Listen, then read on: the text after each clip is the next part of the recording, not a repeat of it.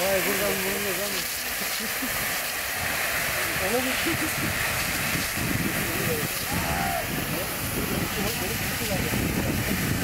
evet, ne diyebilirsin lan?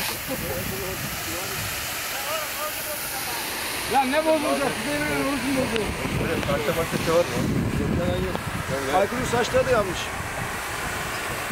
Efendim Ahmet abi.